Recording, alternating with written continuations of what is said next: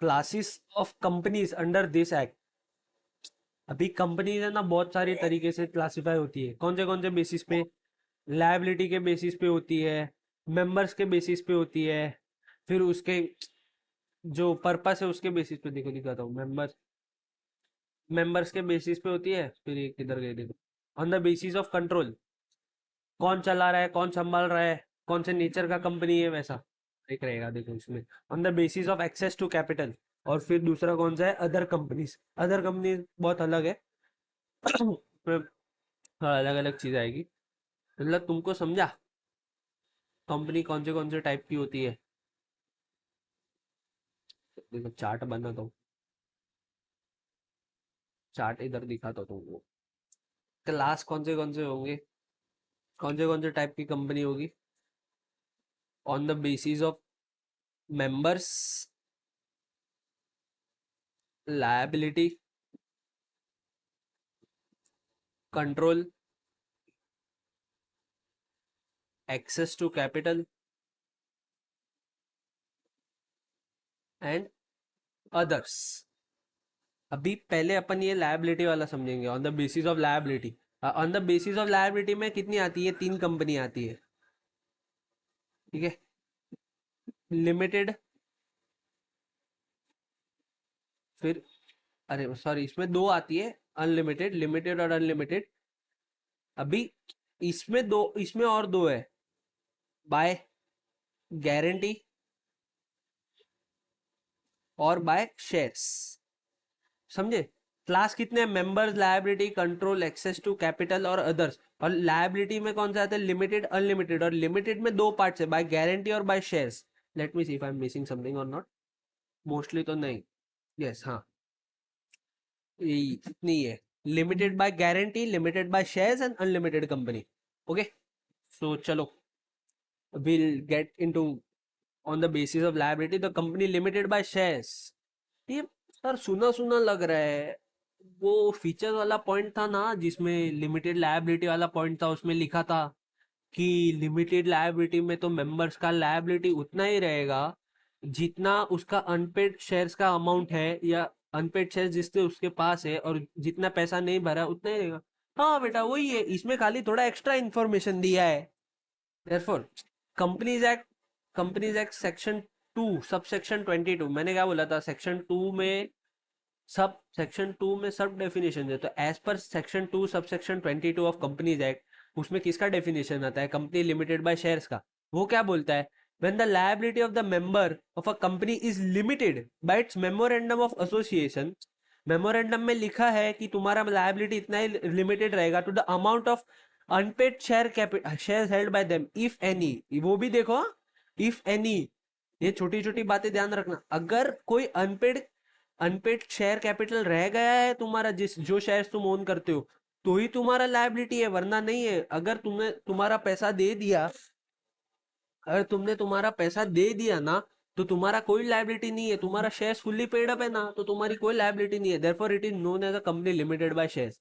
Thus, it implies that meeting the debts of the company, debts of the company, the shareholder may call upon to contribute only to the extent of amount which remains unpaid on his shareholdings। His separate property, ये ये इसमें की point है। His separate property cannot be encompassed to meet the companies debt. Encompass मतलब उसकी separate property, जो individual property, उसको नहीं बोला ए भाई आज तो ठीक है, कल तेरा जो जेवर वेवर पड़े या गोल्ड ऑर्नामेंट पड़े ना, सब लेके आना और कंपनी में जमा कर देना, इधर पैसा भरने का पैसा नहीं है। शेयर होल्डर क्या बोलेगा? चल चल जा बे, मैं एक पैसा नहीं देगा, मैंने मेरा शेयर कैपिटल पूरा पेड अप किया है, मैं उतना ही पैसा देने वाला के लिए लायबल था, मेमोरेंडम ऑफ एसोसिएशन के हिसाब से मैंने उतना दे दिया है। Therefore I have no liability now. Okay, I have no liability. हाँ, उसका अनपेड है तो कंपनी हक से मांगेगी, भाई तेरा पैसा है ना अनपेड है, अभी कल आके जमा करा के जाना, चुपचाप, नाटक नहीं चाहिए, तभी कंपनी बुला सकती है। बट जब उसने पे कर दिया है ना, तो उसको कंपनी कुछ नहीं बोल सकती और उसकी सेपरेट प्रॉपर्टी को भी नहीं लेके आ सकती। It may be worthwhile to know that the shareholder of a company is a co-owner of company, but he is not the co-owner of company's assets. The ownership of asset remains with the company because it is a natural as a nature as a legal person. The extent of rights and duties of a shareholder as a co-owner is measured by his shareholdings। मतलब sir ये क्या बोल गए लोग? अभी मैंने जो बताया मुकेश अंबानी वाला, मतलब देखो अभी मुकेश भाई है, चलो सपोज मुकेश भाई नहीं, अपन कोई भी कंपनी पकड़ते हैं, तुमने कोई भी कंपनी में शेयर्स लिए, तुमने कोई भी कंपनी में शेयर्स लिए, तो यू आर नॉट, अभी इसके पास एक ऐसा दो तीन मशीनरी है, तो you are not owner of this machinery. तुमने शेयर कैपिटल लिया है, तुमने शेयर कैपिटल सब्सक्राइब किया, हाँ, तो तुमको ओनरशिप मिल गया, but you don't have the ownership in these assets, you have ownership in the whole company, not individually these assets. The company is the sole owner of this assets. If company ने खरीदा है तो the company is the sole owner of the assets and you are a part owner of this company, okay. और तुम्हारा क्यों? क्योंकि वो separate legal entity है, इसके लिए। The extent of rights and duties of share holders as co owner is measured by share holding. अभी कैसा रहता है ना, एक्ट में लिखा है कि किसी का 10% शेयर होल्डिंग रहेगा तो उसको इतना वोटिंग राइट्स मिलेगा, किसी का 5% शेयर होल्डिंग रहेगा तो इसको इतना वोटिंग राइट्स मिलेगा, या 25% शेयर है तो बेनिफिशियल ओनर कहलाएगा। मैं एग्जैक्ट फिगर नहीं दे रहा हूँ, एग्जाम्पल दे रहा हूँ, ठीक है, समझा? तो मतलब अगर कंपनी लिमिटेड लायबिलिटी है शेयर्स के केस में, limited liability in the cases of shares है, तो क्या करेंगे अपन? To what extent is the member liable? Tell me. If limited by shares liable only up to unpaid share cap, बराबर उतना ही। इफ एनी, ये याद रखना, इफ एनी, और ही इज नॉट को ओनर ऑफ कंपनीज एसेट्स। समझे? इतने, ये पूरे पैराग्राफ में बस उतना ही लिखा है। और ये और एक पॉइंट ऐड कर दूं तो, यू कैनॉट, यू नहीं sorry, company company the company cannot ask him to pay more than his share capital, and also can't demand his personal property, okay? समझे? इतना, इतने में से समझा तुमको कि अगर लिमिटेड बाय शेयर्स है तो उसके डेट्स मीट करने के लिए तुम सिर्फ जितना अनपेड कैपिटल है उतना ही लेके मंगा सकते हो शेयर होल्डर से। अगर जो है तुम उसकी सेपरेट प्रॉपर्टी मंगा नहीं सकते। और ये तो ठीक है, बट शेयर होल्डर को भी बोल दिया कि भाई कंपनी के एसेट में तेरा भी कोई राइट नहीं है, और तेरा ओनरशिप जो है ना वो शेयर होल्डिंग के बेसिस पे तेरे को मेजर किया जाएगा। अभी we come to the second second company limited by guarantee. Guarantee guarantee अपन देते ना, अरे सर आप जाओ, मैं इसका गारंटी देता हूँ, इतने साल बाद ही ये चीज खराब होगा। अभी कुछ वो खराब हो गया तो तुम उसको ही जाके पकड़ोगे ना, ठीक है, कि भाई ये तो खराब हो गया। तो वही केस वो कंपनी में है कि कंपनी में जो ओनर्स है या जो मेंबर्स है वो गारंटी देते हैं कि अगर कुछ नुकसान हुआ या अगर कुछ ऊपर नीचे हो गया ना, तो we are taking the guarantee. हम लोग गारंटी लेते हैं कि भाई पैसा हम लोग लेके आएंगे, तुम टेंशन मत लो, तुम बिजनेस बिंदास बिजनेस करो, अगर कुछ ऊपर नीचे हुआ ना तो मैं पैसा लेके आऊंगा या हम लोग पैसा लेके आएंगे। So what defines the company limited by guarantee? Section 2 subsection 21 of the Companies Act 2013 decides company having the liability of its members limited by memorandum to such amount as the members may respectively undertake by the memorandum to contribute to the assets of the company in the event of being wound up। Sorry क्या लिखा है लोग ने, कुछ समझा ही नहीं। तो वो क्या बोल रहे हैं कि मेंबर जो है ना उसका लायबिलिटी जो है ना लिमिटेड रहेगा मेमोरेंडम के हिसाब से। जो members eight the time of जो मेमोरेंडम बनाने के टाइम पे अंडरटेक करेंगे, मतलब बोलेंगे कि हाँ अभी ये मेमोरेंडम बना रहे, सपोज मैं हूं, मैंने एक कंपनी बनाया और ये मैं मेमोरेंडम, तो मैंने इसमें लिखा will bring 10 lakhs in case of so and सो। तो मैंने इसमें कितना गारंटी लिया, मैंने इधर 10 लाख का गारंटी लिया, मेमोरेंडम बनाते टाइम मैंने 10 लाख का गारंटी लिया कि अगर कुछ कांड होता है या कंपनी वाउंड अप होती है तो मैं 10 लाख लेके आऊंगा, ठीक है। और ऐसा सब लिखते हैं, तो दे रिस्पेक्टिवली में undertake by the memorandum to the contribute, मतलब मैंने एक हिसाब से कंट्रीब्यूट ही किया ना in the event of its being wound up. जब कंपनी बंद करेगी तभी वो लोग लेके आएंगे कि पैसा लेके आएंगे या एसेट लेके आएंगे बेचने के लिए या पैसा भरने के लिए, ठीक है। Thus, the liability of a member of a guarantee company is limited up to a stipulated sum mentioned in the memorandum. वही तो मैंने बोला ना, मैंने मेमोरेंडम में 10 लाख लिखा है ना, तो मैं 10 लाख के लिए लायबल हूँ। हाँ, मैं 9 लाख दूंगा तो कंपनी और 1 लाख मंगा सकती है, बट अगर मैंने 10 लाख दे दिया ना eight the time of bounding up, तो my liability is over. After I pay these 10 lakhs now, my liability is over, and the company cannot further ask me to bring any money in the case of being wound up. Okay, members cannot be called upon to contribute beyond the stipulated sum, मतलब वही 10 लाख के ऊपर नहीं मंगा सकता मैं। The common features between a guarantee company and a company having share capital are legal personality and limited liability। वही दोनों limited by liability है। बस इतना है कि जो गारंटी कंपनी है, लैटर मतलब जो नेक्स्ट, मतलब ये इसमें किसकी बात कर रहे हैं, गारंटी और शेयर कंपनी की बात कर रहे हैं ना, तो लैटर केस मतलब शेयर वाली कंपनी की बात कर रहे हैं। The liability is limited to the unpaid share amount and the memorandum have stated the member liability is limited, ठीक है। लिमिटेड बाय शेयर्स में अनपेड अमाउंट पे रहेगा, और इसमें जो तुमने अंडरटेक किया रहेगा वही। अभी पॉइंट ऑफ डिस्टिंक्शन क्या है, the point of distinction between these two types of company is that the former will be called upon to discharge their liability only after the commencement of winding up। मतलब guarantee type की company में तुम पैसा कभी मंगा सकते हो, खाली वाइंडिंग अप के टाइम पे। Only at the time of winding up you can ask the members to contribute the guarantee amount and not earlier than that, subject to certain condition. मतलब शर्तों लागू वैसा है। हाँ, वाउंडिंग अप के time पे बुलाएंगे other than so and so case जो एक्ट में लिखा है, but in the latter case the company में called at any time during the life time और वाउंडिंग अप। मतलब शेयर्स लिमिटेड जो कंपनी शेयर से लिमिटेड है उसमें कंपनी कभी भी बुला सकती है कि हाँ अभी उसको पैसे की जरूरत है, कोई मशीनरी लेना है और वाइंड अप नहीं हो रही है, तो भी कंपनी मंगा सकती है कि भाई जिसका जिसका अनपेड शेयर कैपिटल है वो प्लीज ये डेट तक भर देना, हमको खरीदना है मशीनरी, तो वो कभी भी मंगा सकते हैं। बट गारंटी कंपनी में तुम वैसा नहीं कर सकते। You can only call the money at the time of winding up. तुम बीच में उठ के ऐसा नहीं, अरे भाई मशीन खरीदने का है अपना, तो गारंटी वाला कंपनी है तो पैसा मंगा, पैसा लेके आओ ना।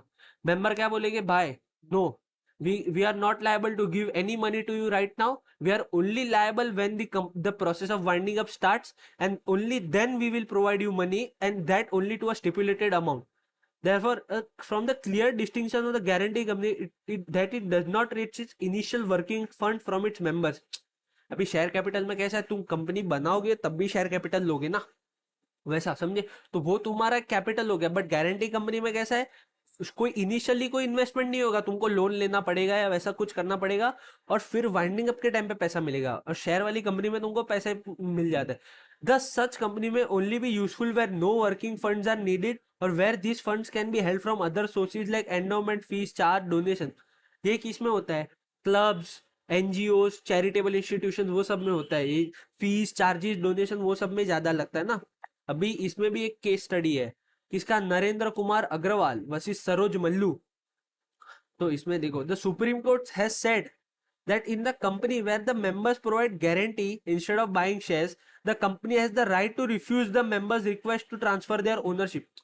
अभी सर ऐसा क्यों, शेयर्स में तो अपन कितनी भी बार दे सकते ना, बट तुम समझे, guarantee, shares, shares are different thing, shares are different thing and guarantees पर डिफरेंट थिंग। गारंटी मतलब तुम किस कंपनी को जुबान दे रहे हो ना कि भाई हाँ मैं ये टाइम पे पैसा लेके आऊंगा, तो अभी ये गारंटी बार बार बार बार बार बार बार बार चेंज होगी तो कंपनी भी परेशान हो जाएगी ना, कितनी बार उसका मेमोरेंडम में नाम बदलेगी। हाँ अभी आज राजू भाई पैसा दे रहे, कल बिरजू भाई पैसा देंगे, कल ये पैसा देगा, कल ये गारंटर बनेगा, वैसा। तो it is at the distinction of the company कि वो एक मेंबर का राइट भी रिफ्यूज कर सकती है ओनरशिप ट्रांसफर करने का। This is because in guarantee companies membership में come with different benefits and responsibilities compare to regular share holders. Shares में कैसा है, सबका राइट सेम है, एक पर्टिकुलर स्ट्रक्चर डिफाइंड है। हाँ 10% शेयर होल्डिंग तो इतना, 5% शेयर होल्डिंग तो इतना, 25% शेयर होल्डिंग तो इतना। अभी इसमें अमाउंट है तो किसी ने 50 लाख दिया रहेगा तो उसका रोल अलग रहेगा। किसी ने 10 लाख दिया रहेगा बट उसका बेनिफिट ज्यादा रहेगा क्योंकि वो काम कर रहा रहेगा। किसी ने 100 करोड़ दिया रहेगा तो उसका अलग रहेगा। तो ये जब गारंटी जब चेंज होगी तो बहुत तकलीफ होगा ना। अभी कोई नया गारंटर आया, वो बोला कि नहीं मैं 40 लाख ही दूंगा और उसको सेम बेनिफिट्स मिलेगा, तो वो तो बाकी सब पे तो एक क्या इनजस्टिस हो गया या इमोरल एक्ट हो गया ना। इसके लिए गारंटी कंपनी में कैसा होता है कि अगर कंपनी चाहे ना तो वो रिफ्यूज कर सकती है ओनरशिप ट्रांसफर करने के लिए, क्योंकि वो गारंटी कंपनी में डिफरेंट बेनिफिट्स और रिस्पॉन्सिबिलिटीज भी होती है रेगुलर शेयर होल्डर के कंपेयर में। ओके, अभी अनलिमिटेड कंपनी, अनलिमिटेड कंपनी में क्या आएगा? अभी अनलिमिटेड कंपनी है, अनलिमिटेड कंपनी में कैसा आएगा? Unlimited company section 2 subsection 92 defines the unlimited company that the company not having any limit on the liability of its members. In such company liability of member ceases when he ceases to be a member.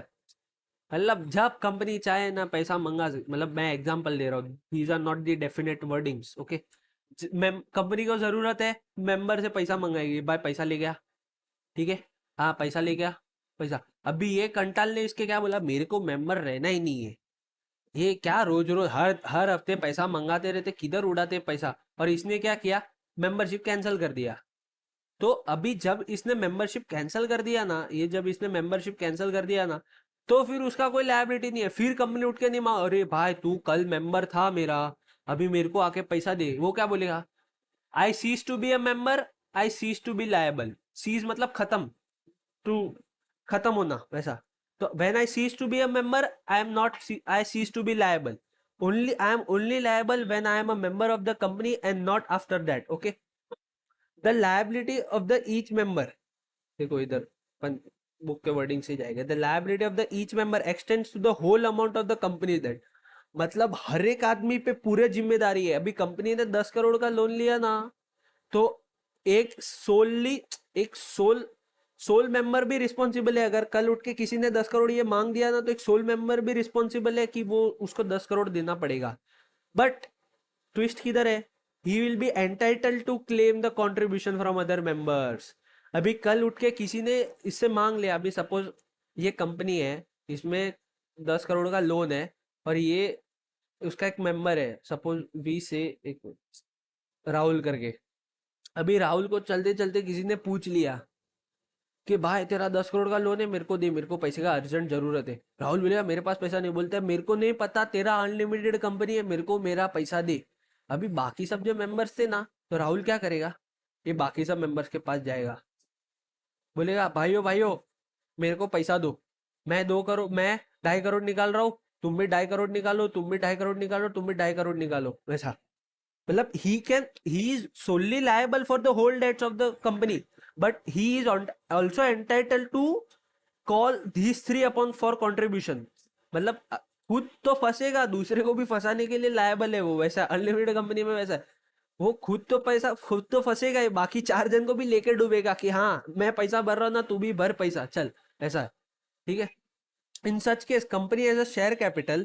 The articles of association must state the amount of share capital and amount of each share. Article association में लिखना चाहिए कितना share capital है और एक share का face value कितना है, ठीक है।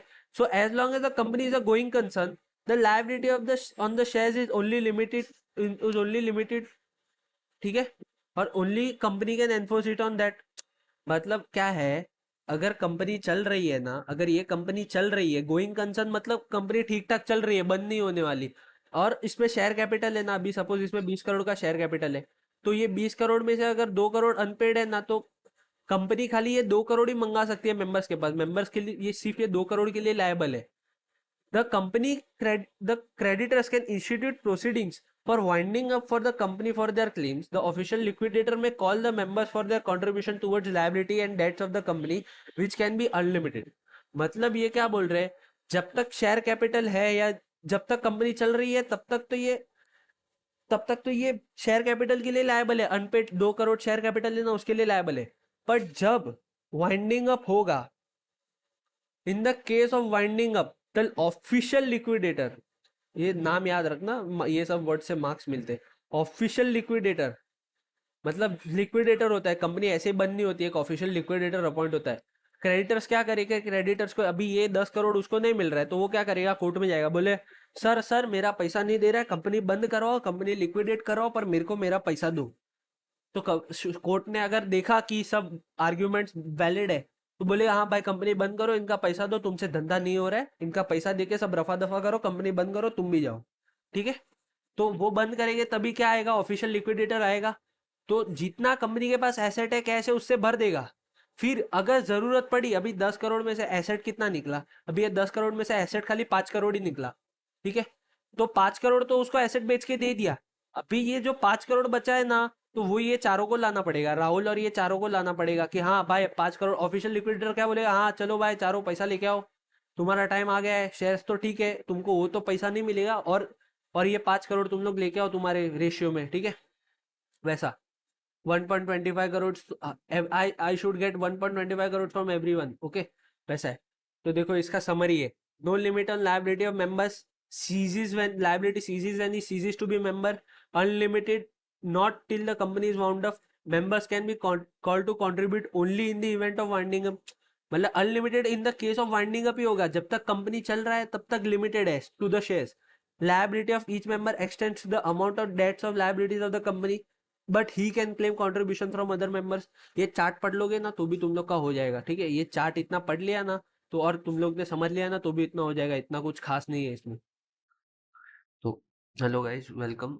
तो अपन सेकंड सेकंड पार्ट स्टार्ट करते हैं, company on the basis of members. तो कंपनी मेंबर्स के बेसिस पे कितनी कंपनी है, तुमको आइडिया है? देखो दिखा दो, मेंबर्स के बेसिस पे, ये मेंबर्स के बेसिस पे कितनी कंपनी है, मेंबर्स के बेसिस पे है 3 कंपनी। एक 1 person company,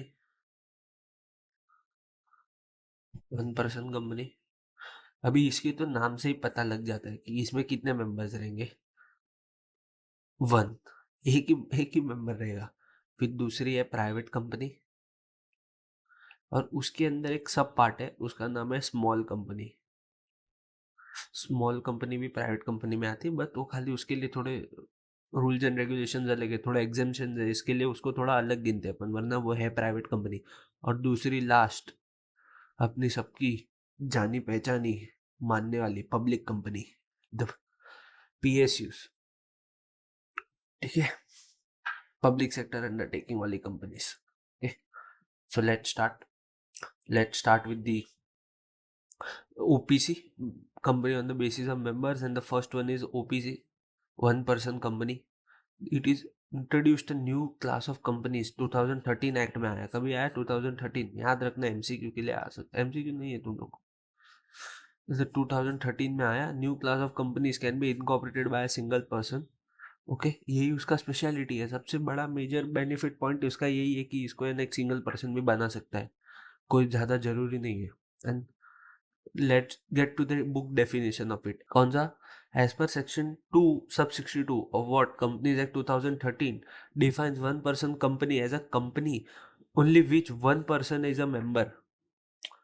1 person as a member मतलब सर, ये जो इतने सारे जन होते हैं, ये डायरेक्टर वायरेक्टर ये सब MD, वो तो ठीक है, वो बेटा अलग, वो सबके पास शेयर्स नहीं होते, ये मतलब होते हैं, बट कभी कभी कोई डायरेक्टर रहेगा उसके पास शेयर्स नहीं रहेगा, तो वो डायरेक्टर काम करेगा, कंपनी है, बट उसमें मेंबर कौन रहेगा, एक ही मेंबर रहेगा। मतलब मेमोरेंडम ऑफ एसोसिएशन पे, अभी देखो ये जो ये लोग ने आदमी बनाया ना, उससे दिखा दो। अभी मेमोरेंडम ऑफ एसोसिएशन रहेगा ना, तो मेमोरेंडम ऑफ एसोसिएशन में, अभी मेमोरेंडम ऑफ एसोसिएशन में सिर्फ इसका ही नाम रहेगा, मेमोरेंडम ऑफ एसोसिएशन में सिर्फ इसका ही नाम रहेगा एज अ मेंबर, बाकी किसी का नाम नहीं रहेगा। He is the one who subscribes to the all the share capital of the company, okay.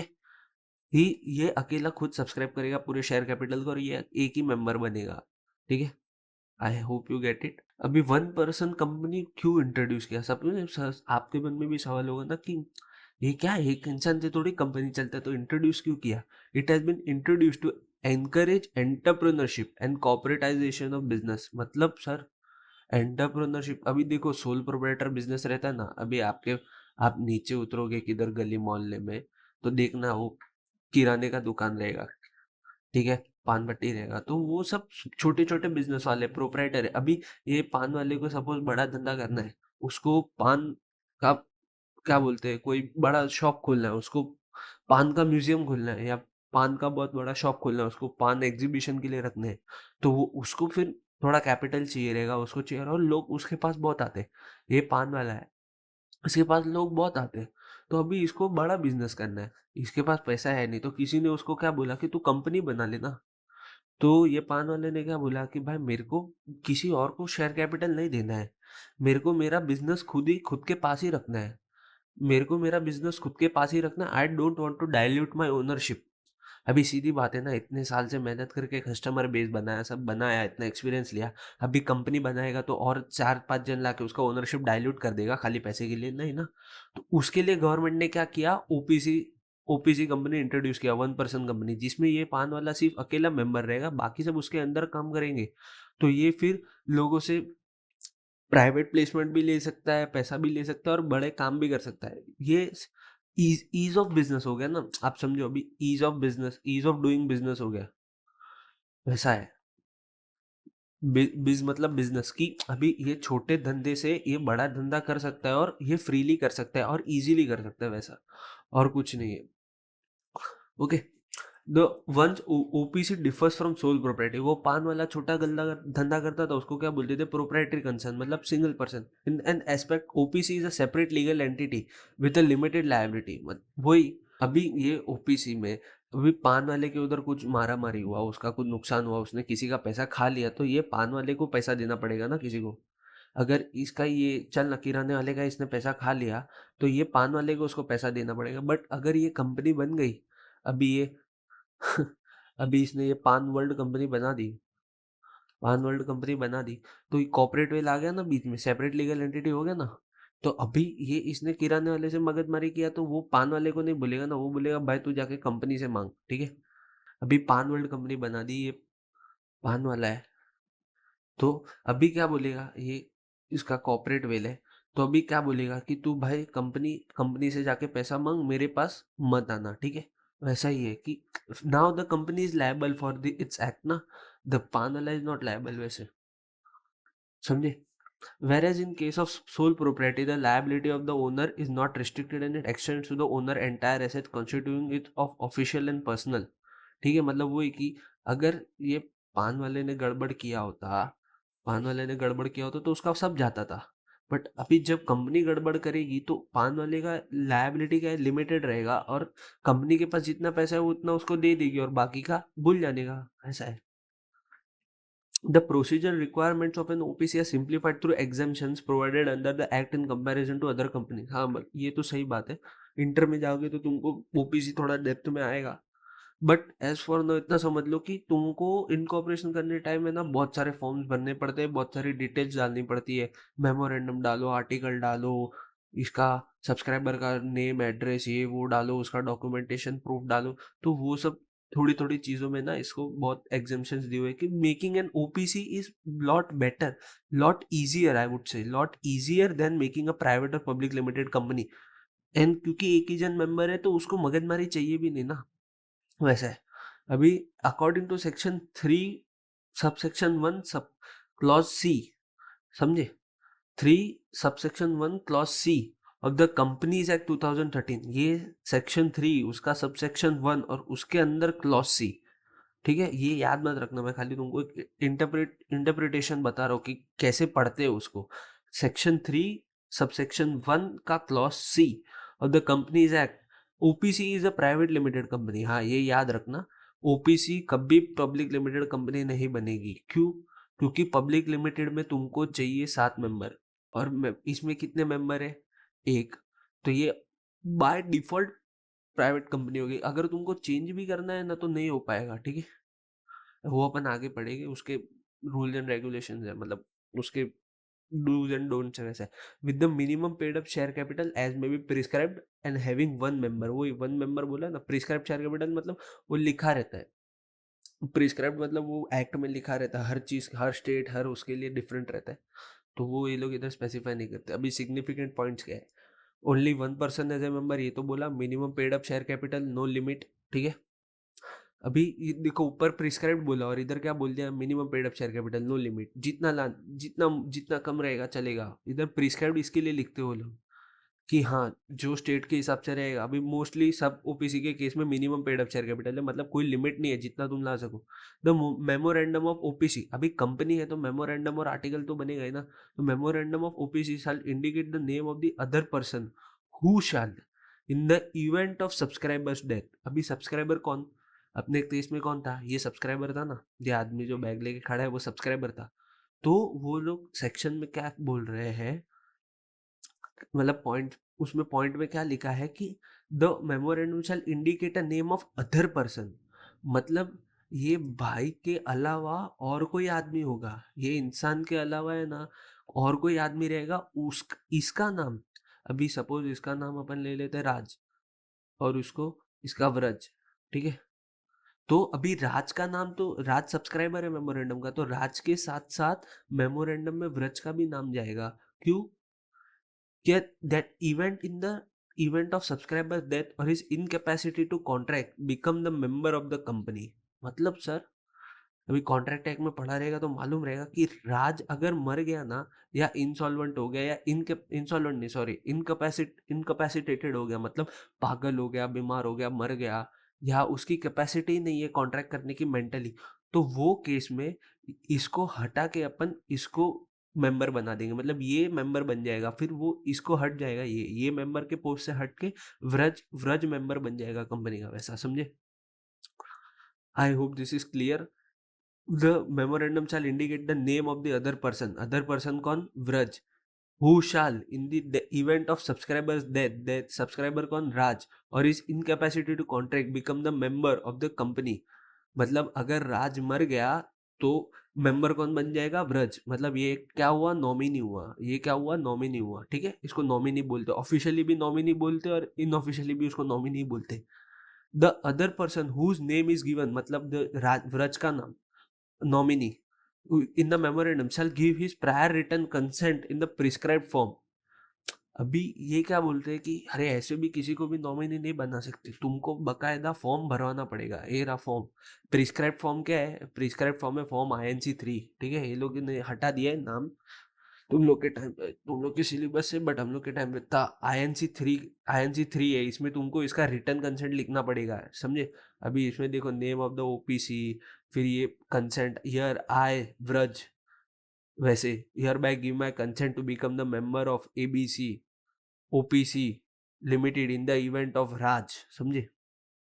मैं तुमको, तुम ये सब मत पढ़ो, बट मैं तुमको दिखा रहा हूँ कि ये ऐसे रिटर्न कंसेंट फॉर्म INC3 में ऐसे रिटर्न कंसेंट लिख के देगा, रिटर्न कंसेंट लिख के देगा, ठीक है।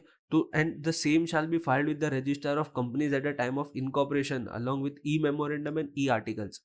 अभी तुम ओपीसी बनाओगे तो ये फॉर्म कभी भरना है? जब भी तुम कंपनी बनाओगे ना, जब भी तुम ये नई कंपनी बनाओगे ना INC1 में, अभी तुम कंपनी बनाओगे तो तुम पहले ये कंपनी ऐसे ही नहीं बना सकते, तुमको ये फॉर्म भरना पड़ेगा। फिर तुमको रजिस्ट्रार ऑफ कंपनीज, ये सब रजिस्ट्रार क्या होता है? रजिस्ट्रार पूरे इंडिया में जितनी भी कंपनीज है ना, इसका रजिस्ट्रेशन करता है, रजिस्ट्रेशन करता है, plus plus plus it looks after all the documentation, ठीक है। मतलब तुम आओगे ना इंटर में तभी तुमको समझेगा रजिस्ट्रार कितनी बड़ी चीज है। तुमको अगर कोई भी चीज भरनी है, कोई भी चेंज करना है, you do this and inform the registrar, और in inform the registrar, give notice to registrar, take permission of registrar. हर चीज में तुमको रजिस्ट्रार का परमिशन लेना पड़ेगा, हर चीज में तुमको रजिस्ट्रार का ओपिनियन लेना पड़ेगा वैसे। तो जब भी तुम ओपीसी बना रहे हो ना, ओपीसी बनाते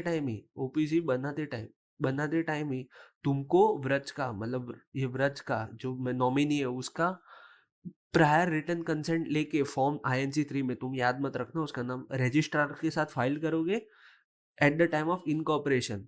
इनकॉर्पोरेशन मतलब बनाते हैं किसके साथ? मेमोरेंडम, ई मेमोरेंडम, इलेक्ट्रॉनिक मेमोरेंडम।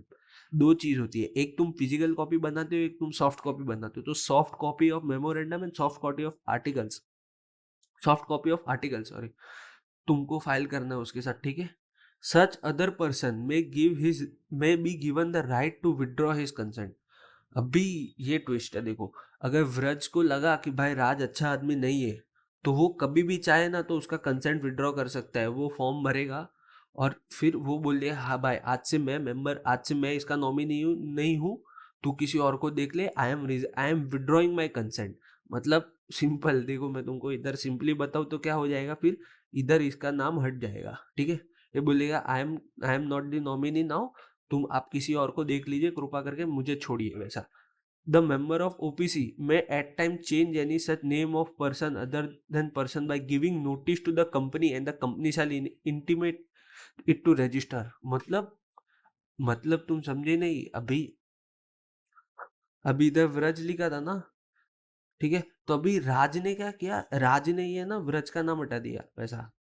राज ने ही व्रज का नाम हटा दिया, बोलते मेरे को तू चाहिए ही नहीं नॉमिनी में, ना बेकार आदमी है, मेरे को तू नॉमिनी में चाहिए ही नहीं, कुछ काम का ही नहीं है, मैं खुद ही हटा रहा हूँ। और वो खुद ही हटा के क्या करेगा वो, राज, राज किसको बोलेगा, एक मिनट,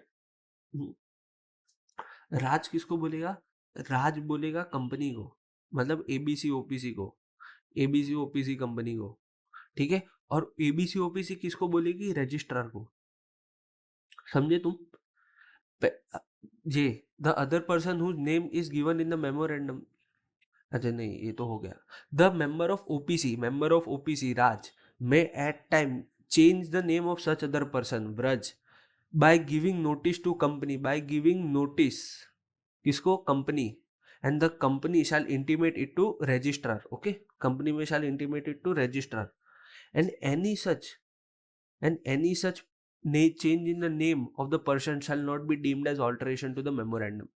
अभी ये नॉमिनी का नाम बदल दिया, अभी वो मेमोरेंडम में लिखना है ना, तुमको आर्टिकल में लिखना है, मेमोरेंडम में लिखना है वो नाम, तो तुम है ना बहुत इजीली मेमोरेंडम और आर्टिकल्स चेंज नहीं कर सकते, तुमको स्पेशल रेजोल्यूशन वो सब पास करना पड़ता है। तो बट और उसमें बहुत मगजमारी है, but here it is an exception कि अगर तुम ये नॉमिनी का नाम चेंज करते हो ना, तो it shall not be deemed as an alteration of the memorandum, okay. तो वो मेमोरेंडम का ऑल्टरेशन नहीं है, वो एक सिंपल लीगल प्रोसीजर है या कंप्लायंस प्रोसीजर है, वो फॉलो कर रहे हैं, तो it is not a deemed to be alteration of memorandum. ये तुम लोग समझे, ये तुम लोग आगे मेमोरेंडम क्या होता है वो पढ़ोगे ना तो समझेगा, ओके।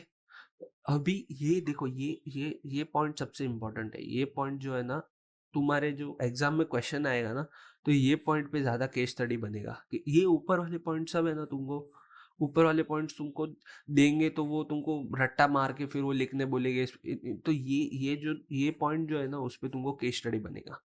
अभी ये पॉइंट किसके बारे में है, who is eligible for what, for forming an OPC, ठीक है, समझे तुम। ओपीसी बनाने के लिए एलिजिबल कौन है, कौन लायक है ओपीसी बनाने के, सिंपल भाषा में बोलूँ तो कौन लायक है, ओनली अ नेचुरल पर्सन। अरे नेचुरल पर्सन क्या होता है सर, सब नेचुरली होते हैं ना, नहीं, natural person in the company law refers to a human being as opposed to a legal entity like company or trust। This means that the only individuals from OPC can form an OPC and not artificial like corporation of association। अभी कल उठ के टाटा ने बोला कि मेरे को OPC बनाना है तो रॉन्ग, पर अगर रतन टाटा जी ने बोला ना कि मेरे को ओपीसी बनाना है तो राइट, टाटा ग्रुप ने बोला ना तो wrong, okay, you get it. One single human being can create an OPC, but a whole corporation और whole group of companies can not create an OPC, you got it. तो only a natural person who is an Indian citizen, Indian citizen मतलब वो NRI नहीं होना चाहिए, वो India का होना चाहिए, ठीक है, वो इंडिया का होना चाहिए, he should not be of an out of country.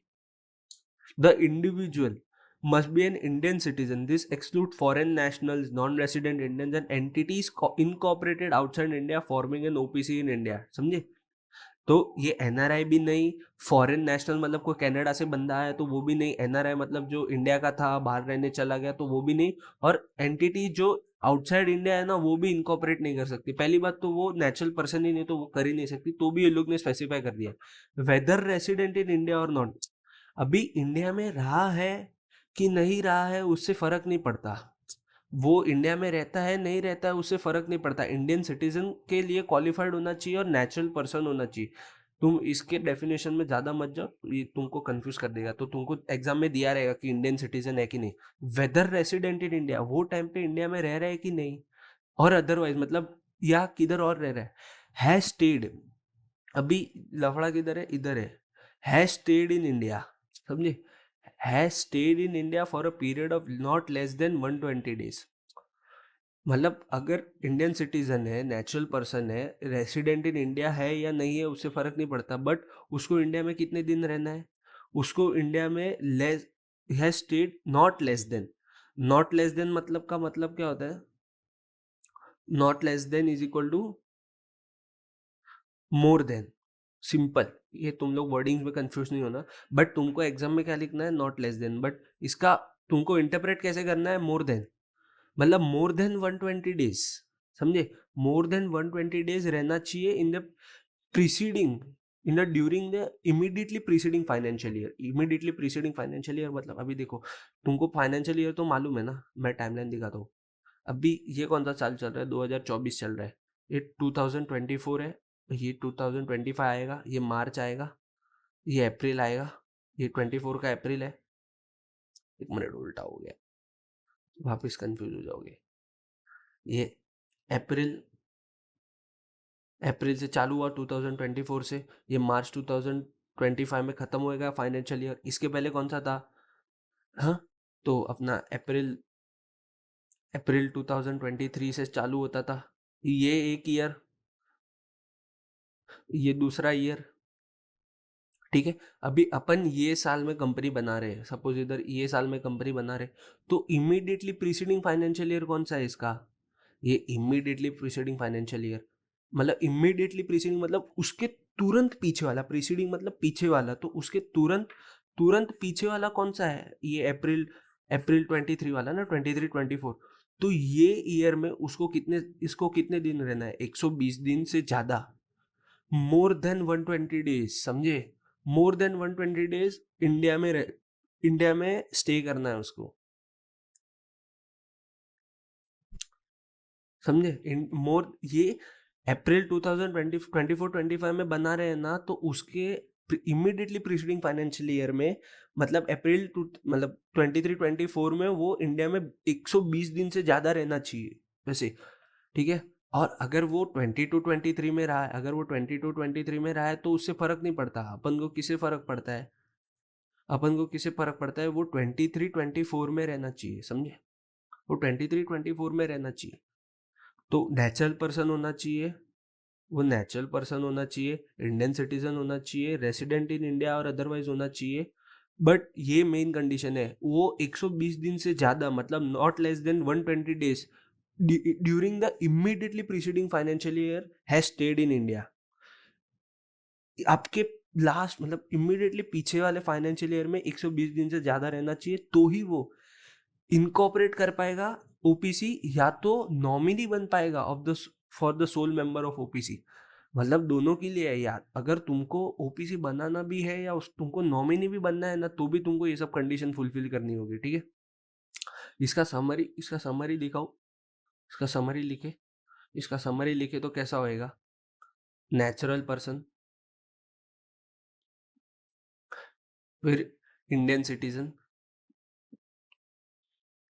Indian citizen, resident और अदरवाइज, एक मिनट, रेसिडेंट और otherwise stay in India more than 120 days, समझे। नेचुरल पर्सन होना चाहिए, इंडियन सिटीजन होना चाहिए, रेसिडेंट और अदरवाइज होना चाहिए, मतलब रहना चाहिए इंडिया में for what, in India for more than 120 days, तो ही वो क्या करेगा, या तो ओपीसी बना पाएगा या तो उसका नॉमिनी बन पाएगा। I guess that's clear. अभी no person shall be eligible to incorporate more than one OPC और become nominee in more than one of the such company. Sir भी ये कैसा बोल रहे हैं लोग, मतलब क्या बोल रहे हैं लोग कि अभी तुमने, सपोज मैंने है ना ये एक ओपीसी बना दिया, अभी सपोज इसको एक्स वाई जेड, नहीं इसको कुछ अलग नाम देते तो तुम कंफ्यूज नहीं हो जाओ, समझो ना। क्या लिखा, देखो गौरव ओपीसी, गौरव ओपीसी लिख देता अपन, गौरव ओपीसी है, मैंने ये ओपीसी बनाया। अभी एक ये अलग ओपीसी है, इसका नाम है क्रिश ओपीसी, ठीक है। अभी मैं ये इसमें इसमें क्या हूँ, मेंबर हूँ, तो मैं और एक ओपीसी नहीं बना सकता, समझे। मैं अगर एक में मेंबर हूँ तो मैं एक और एक ओपीसी नहीं बना सकता, और अगर मैं इसमें नॉमिनी हूँ तो मैं और एक ओपीसी में नॉमिनी नहीं रह सकता, समझे। या मैं एक ही ओपीसी बना सकता हूँ और एक ही ओपीसी में नॉमिनी रह सकता हूँ। बट सर, क्या मैं एक में मेंबर बन के दूसरे में नॉमिनी बन सकता हूँ? हाँ, ये तुम कर सकते हो। तुम इसमें मेंबर भी बन सकते हो और इसमें नॉमिनी भी बन सकते हो, बट तुमको, मैं एक्स्ट्रा नॉलेज दे रहा हूँ, ये शायद नहीं है इसमें, तुमको अगर ये तुम्हारा नॉमिनी पोजीशन, तुमको मेंबर बनने का टाइम आ गया, अगर ये क्रिश भाई है वो इनकैपेसिटेटेड हो गए और तुम नॉमिनी से मेंबर बनने जाओगे, तो या तो तुमको इधर कोई नॉमिनी, तुमको कोई सब्सक्राइबर या मेंबर अपॉइंट करना पड़ेगा, या तो तुमको इधर से हट के तुम्हारे नॉमिनी को मेंबर बनाना पड़ेगा, और फिर तुमको इधर इधर मेंबर बनना पड़ेगा, ठीक है। इसको ज़्यादा डिटेल में मत जाओ। मतलब तुम एक से ज्यादा ओपीसी बना भी नहीं सकते और एक से ज्यादा ओपीसी में मेंबर रह भी नहीं सकते। तुम एक ओपीसी में मेंबर रह सकते हो, एक ओपीसी में मेंबर रह सकते हो और एक ओपीसी में नॉमिनी रह सकते हो एट द सेम टाइम। तो और उसके लिए कंडीशंस है कि अगर कुछ गड़बड़ हुआ तो ये चीज फॉलो करना है। अभी मेन चीज, नो माइनर, बच्चा 18 साल के नीचे, ठीक है। इंडियन मेजोरिटी एक्ट के हिसाब से जो इंसान 18 साल के नीचे है वो माइनर है, तो माइनर जो है वो मेंबर भी नहीं बन सकता और नॉमिनी भी नहीं बन सकता, और ना ही कोई बेनिफिशियल इंटरेस्ट होल्ड कर सकता है। मतलब वो बेनिफिशियल इंटरेस्ट होल्ड करा रहेगा, मतलब वो कोई थर्ड पार्टी के थ्रू शेयर होल्ड करा रहेगा। अभी मेंबर है तो मेंबर बड़ा है, बट वो मेंबर शेयर किसके कैपेसिटी पे होल्ड कर रहा है, कोई माइनर के शेयर कैपेसिटी पे होल्ड कर रहा है, मतलब सब प्रॉफिट या इंटरेस्ट वो सब माइनर को जा रहा है, तो वो बेनिफिशियल इंटरेस्ट भी माइनर नहीं रख सकता ओपीसी में। And such a company can not be incorporated और converted into a company under section 8 company. Section 8 company मतलब NGO, NPO, non profit organisation, charitable institutions, section 8 company आगे आएगा। तुम उसको कन्वर्ट नहीं कर सकते हो। तुम किसको कन्वर्ट नहीं कर सकते, ओपीसी को सेक्शन 8 में कन्वर्ट नहीं कर सकते, या तो तुम, और ना ही तुम, दो इट में बी कन्वर्टेड टू प्राइवेट और public company in certain cases. अभी ये सर्टन केसेस क्या है, अगर तुमको गवर्नमेंट, प्राइवेट तो होता ही है, या पब्लिक भी हो सकता है। प्राइवेट, प्राइवेट कौन से केस में, जब मेंबर्स बढ़ जाएंगे तो 200 मेंबर वाला प्राइवेट हो जाएगा, नीचे ही आएगा।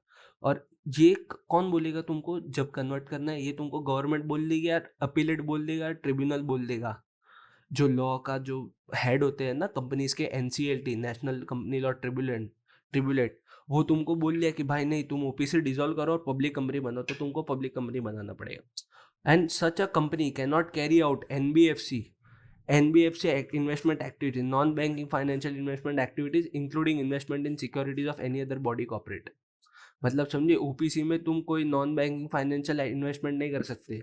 ये इसको ज़्यादा डिटेल में मत जाओ, मतलब तुम नॉन बैंकिंग फाइनेंशियल इन्वेस्टमेंट नहीं कर सकते, और कोई दूसरी कंपनी है, मतलब अभी तुम ओपीसी चला रहे हो तो तुम रिलायंस के शेयर में या किसी और बॉडी कॉर्पोरेट के शेयर में तुम इन्वेस्ट नहीं कर सकते, वो नॉट अलाउड है।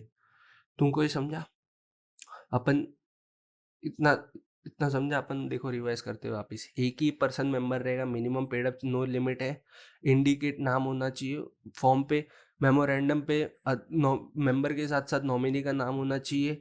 फिर नॉमिनी जो है उसको प्रायर रिटर्न कंसेंट देना है, किस में देना है, INC 3 में देना है, और वो कभी देना है, इनकॉर्पोरेशन के टाइम पे देना है। और वो क्या कर सकता है, वो कभी भी राइट टू विड्रॉ कर सकता है, और या फिर मेंबर भी खुद चेंज उसका नाम कर सकता है, पर उसको क्या करना पड़ेगा, उसको कंपनी को बताना पड़ेगा और कंपनी फिर रजिस्ट्रार को बताएगी, ओके। फिर जो भी नाम है जो चेंज इन नेम हुआ है वो ऑल्ट्रेशन नहीं कहलाएगा। और फिर जो कौन एलिजिबल है इनकॉर्पोरेट करने के लिए, natural person, Indian citizen, whether resident in India otherwise, 120 दिन से ज़्यादा रहा है इंडिया में during the immediately preceding financial year, ठीक है, इमीडिएटली प्रीसीडिंग फाइनेंशियल ईयर में 120 दिन से ज़्यादा रहा है, ओवरऑल नहीं।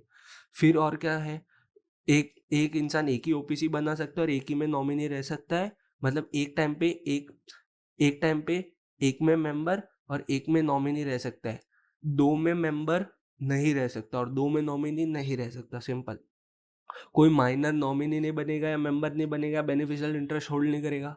और इसको अपन सेक्शन 8 भी नहीं बना सकते, प्राइवेट या पब्लिक बना सकते हैं सर्टन केसेस में। Non banking financial investment activities नहीं करेगा, इन्वेस्ट इन बॉडी कॉर्पोरेट भी नहीं करेगा, ठीक है। ये तुम लोग इसका ठीक है, इन्होंने चार्ट दिया है। You are the sole member and you are sole member and director. The member can be a sole member and director, ठीक है। डायरेक्टर भी हो सकता है या एक अकेला मेंबर भी उसका मेंबर हो सकता है, वैसा है। अभी ये तुम ये मत पढ़ना, ये उसका ये समरी मत पढ़ना, जो ऊपर दिया है ना वही पढ़ना, या तो खुद से समरी बना लेना या तो मुझे पूछ लेना क्या कैसे समरी बनानी, मैं बता दूंगा, ठीक है। Now let's get back to the private company.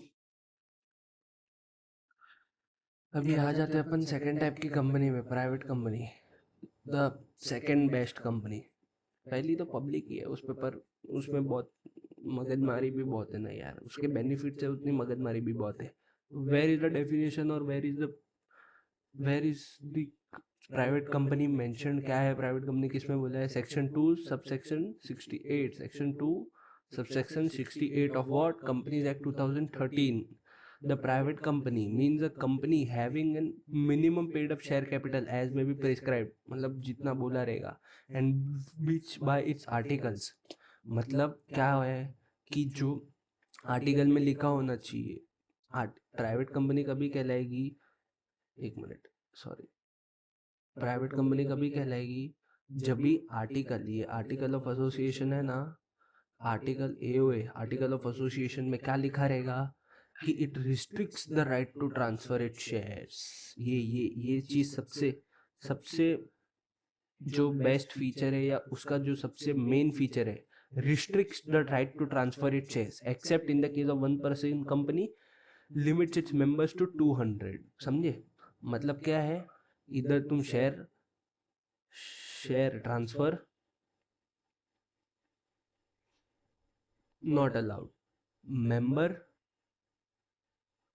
Only 200 के ऊपर गया तो नॉट अलाउड, तो फिर वो पब्लिक कंपनी बन जाएगी। अलाउड नहीं, वैसा नहीं है, 200 के ऊपर गया तो पब्लिक कंपनी बन जाएगी। तुमको रजिस्ट्रार या गवर्नमेंट टाइम देगी, MO ministry of corporate MCA time देगा तुमको कि भाई मेंबर्स घटा लो या जो करना है कर लो, वरना फिर हम इसको पब्लिक कंपनी डिक्लेयर कर देंगे और तुमको रेगुलेशंस फॉलो करने पड़ेंगे और कुछ नहीं। तो मतलब आर्टिकल में क्या लिखा होना चाहिए, restrict the right to transfer of shares, मतलब तुम किसी को भी शेयर उठा के दे नहीं सकते कि भाई आज चल ठीक है आज मेरे पास शेयर है तू ले ले।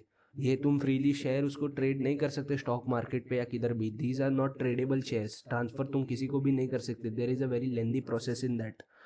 कंपनी जिसको अप्रूव करेगी उसी को शेयर मिलेंगे, और ओपीसी को छोड़ के मेंबर्स कितने लिमिट करेगी वो 200, पर प्रोवाइडेड, अभी ये समझो तुम लोग, ये प्रोवाइडेड वर्ड लिखा है ना, प्रोवाइडेड का मतलब क्या होता है, अभी जो लिखा है ना प्रोवाइडेड का मतलब होता है जो लिखा है पर उसके आगे सुन और बाकी है, मतलब आगे सुन और बाकी है, मतलब प्रोवाइडेड, हाँ ये तो बोल दिया, बट प्रोवाइडेड क्या, आगे सुन बाकी, ये जो 200 मेंबर की बात हो रही है ना, वो 200 मेंबर में अगर 2 और मोर पर्सन्स होल्ड वन और more share in the company, they shall for this purpose of this clause be treated a single member.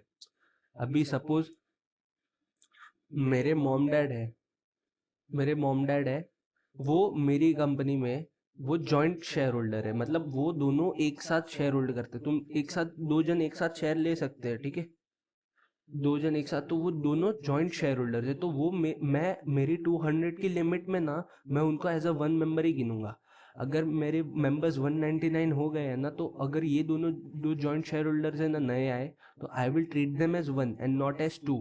2 करूंगा तो 201 हो जाएगा, बट क्लॉज में क्या लिखा है कि अगर जॉइंट शेयर होल्डर ने तो you have to treat it as 1, ठीक है, तो ये 200 हो गया ना। You have if provided that if 2 or more persons hold more 1 or more shares then they shall be treated for the purpose of this clause। सिर्फ ये clause के लिए, प्राइवेट कंपनी के ये क्लॉज के लिए ही तुम उसको सिंगल मेंबर मानोगे, ठीक है।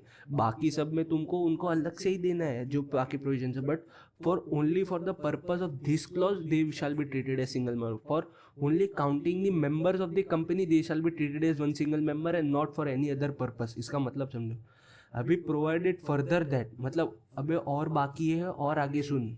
इतना तो सुन लिया, इतना तो सुन लिया, पर और आगे बाकी है, और सुन।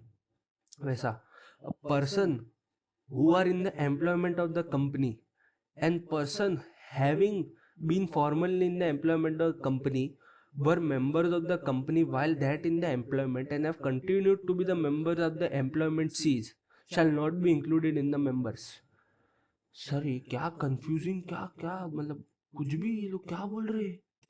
मतलब समझो, अगर ये कंपनी है, अगर इसमें मैं मेंबर हूँ, मैं एम्प्लॉय हूँ, सॉरी मैं एम्प्लॉय हूँ, मैं एम्प्लॉय हूँ and I hold shares in PQR Limited, okay, I hold shares in this PQR Limited also and I am also an employee, so I will not be counted in that 200, okay, I will not be counted in that 200। मैं extend मैं मेरे को limit से बाहर कर देंगे, I will not be counted क्योंकि मैं एम्प्लॉय हूँ। पर ये तो एम्प्लॉय हूँ, पर अगर क्या लिखा है, person who having been formerly in employment of the company were members of the company.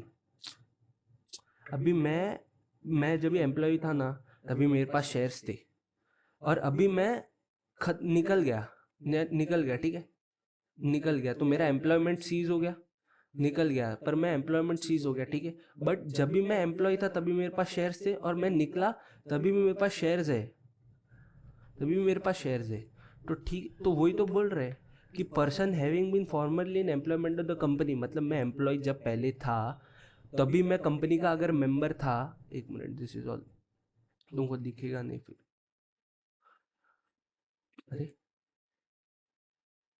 अगर मैं पहले कंपनी का मेंबर था जब एम्प्लॉयमेंट में था, और जब मैंने कंपनी छोड़ा तभी भी मैं मेंबर था, और वो एम्प्लॉयमेंट खत्म हुआ उसके बाद भी मैं मेंबर हूँ, तो मेरे को मेंबर में नहीं गिनेंगे, ठीक है। मतलब जब मैं एम्प्लॉय था तभी भी मेरे को मेंबर में नहीं गिनेंगे अगर मेरे पास शेयर होते, पर जब मैं एम्प्लॉयमेंट में था, जब मैं कंपनी का एम्प्लॉय था, पर फिर मैं निकल गया, मेरा एम्प्लॉयमेंट सीज हो गया, पर तभी भी मैं निकला तभी भी मेरे पास शेयर्स है और मैं मेंबर हूँ, तो भी मेरे शेयर्स काउंट नहीं होंगे for the calculation of what this 200 limit, okay. ये तुमको एक केस स्टडी से समझाता हूँ। देखो अभी, देखो तुमको बताता हूँ, अभी PQR लिमिटेड है, PQR लिमिटेड, उसमें 197 मेंबर्स है, ठीक है। अभी वो 197 मेंबर्स में 197 मेंबर्स में दो दो नहीं, 3 जॉइंट शेयर होल्डर्स है, और ये लोग ने उसको अलग गिना है, जॉइंट शेयर होल्डर, और ये लोग ने इसको ना अलग अलग गिना, मतलब ABC करके है, A B और C तीनों होल्डर है, तो ये तीनों ने उसको अलग गिना है 197 में। और 4 ऐसे जन है, 4 एम्प्लॉय है वो काउंटिंग में 197 की, और फिर 5 ऐसे लोग हैं जो एम्प्लॉयमेंट सीज कर गए, एम्प्लॉयमेंट सीज्ड मतलब खत्म, मेंबर एम्प्लॉय नहीं है बट स्टिल मेंबर। तो तुम बताओ मेरे को 200 का वो 197 काउंटिंग करेक्ट है क्या, ये 197 का जो काउंटिंग है वो करेक्ट है क्या। बोले नहीं सर। कैसे, क्यों, लॉजिक बताओ क्यों।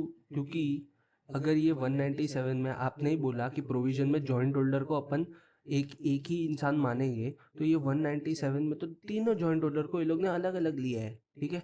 तो ये तीनों जॉइंट होल्डर को अपन माइनस करेंगे, ठीक है, और फिर +1 कर देंगे, तीनों को माइनस किया तो 194 हो गया, और +1 किया, ठीक है, 194 है तो 195 हो गया।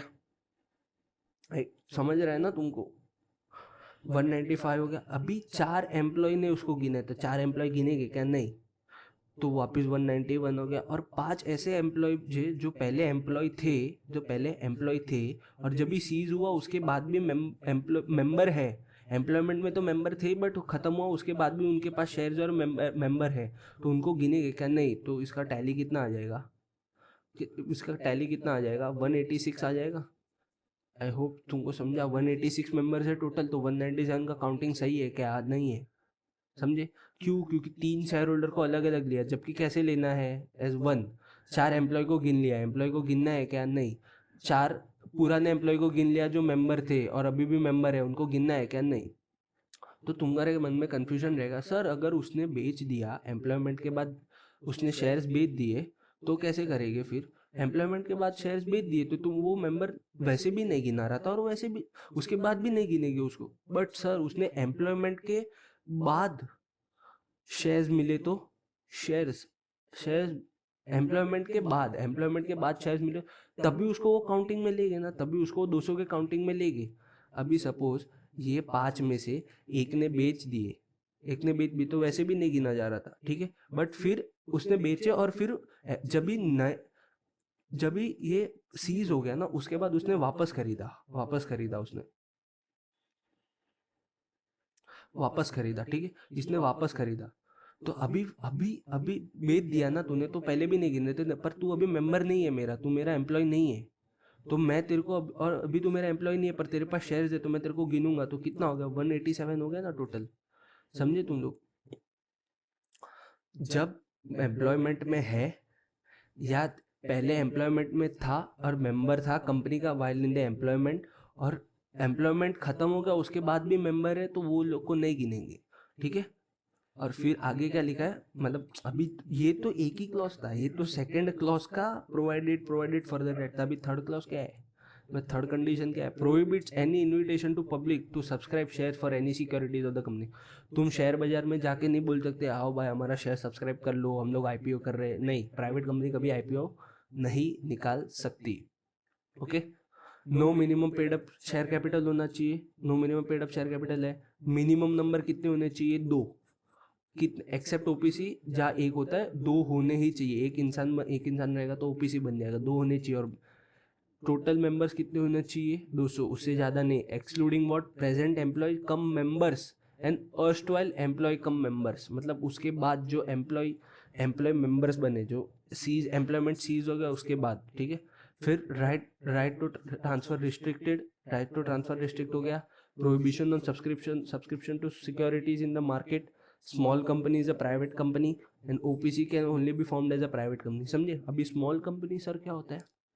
मैं चार्ट में दिखाया था ना, स्मॉल कंपनी मतलब प्राइवेट कंपनी के अंदर ही आता है। स्मॉल कंपनी क्या होता है? सेक्शन किसने बोला है? सेक्शन 2 सबसेक्शन 85, मतलब other than a public company. Other than public company मतलब प्राइवेट कंपनी। ये लोग बोलना क्या चाह रहे हैं? मतलब ये लोग नहीं लिख सकते, ये लोग ने ऐसा नहीं लिखा है कि भाई small company means a private company. इन लोग ने क्या लिखा? Other than a public company, मतलब कुछ भी हो सकता है। पब्लिक कंपनी को छोड़ के कुछ भी हो सकता है, प्राइवेट हो ये हो, हम लोग को फर्क नहीं पड़ता। बट अपन ये कॉन्टेक्स्ट में लेंगे प्राइवेट कंपनी, क्योंकि ऊपर लिखा हुआ है private company. Paid up share capital of which does not exceed 55 lakhs, ये लिमिट गलत है, ठीक है। और सच हायर अमाउंट विच में B prescribed and shall not be more than 10 crore, ठीक है। एंड टर्नओवर, तुम ये देखो, तुम ये इसको जाने दो, ये रेलेवेंट नहीं, ये प्रोविजन में लिखा है। बट ये जो हायर एज में भी प्रिस्क्राइब लिखा है ना, तो अभी प्रिस्क्राइब्ड अमाउंट क्या है? For the subclause 1 and subclause 2 of clause 85 section 2, the paid up capital and turnover of small company shall not exceed कितना? 4 करोड़ एंड 40 करोड़, ठीक है।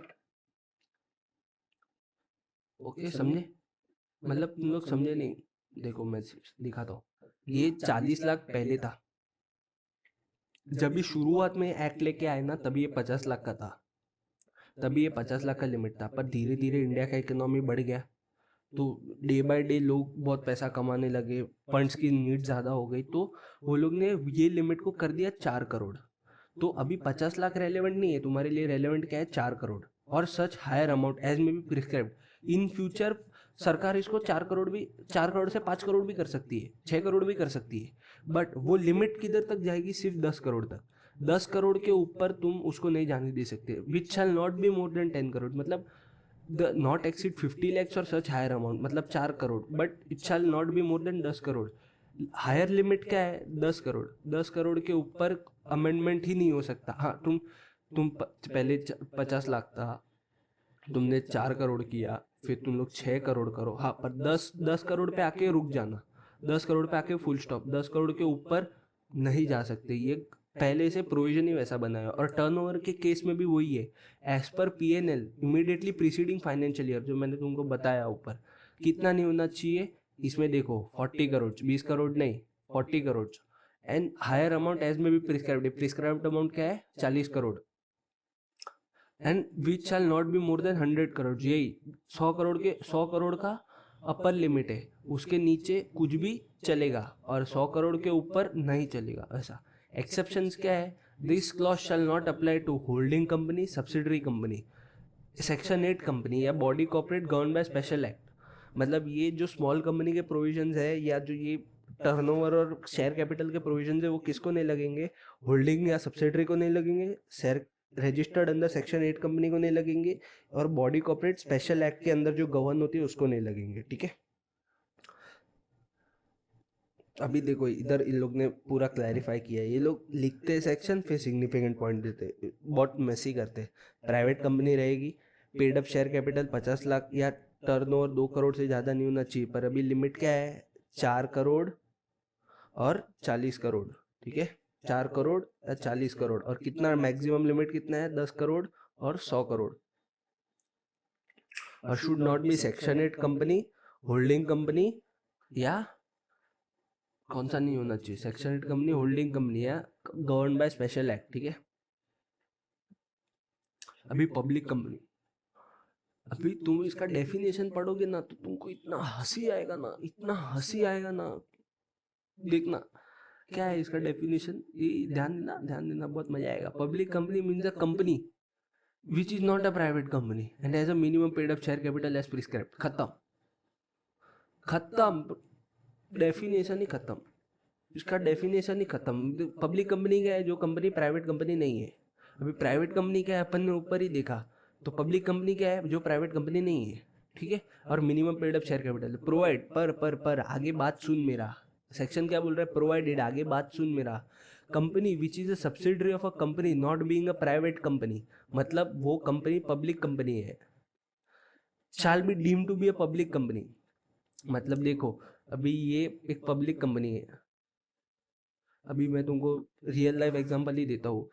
सब मेरे को नहीं पता वो लिस्टेड है नहीं है, मोस्टली तो उसकी सब लिस्टेड ही है. यस, ऐसे बताओ. रिलायंस स्मार्ट नहीं लिस्टेड है ना शायद, हाँ. तो रिलायंस है, रिलायंस है, एग्जाम्पल दे रहा हूँ, इसको लिटरली मत लेना है. रिलायंस है, रिलायंस लिमिटेड है. अभी रिलायंस लिमिटेड की सब्सिडरी क्या है?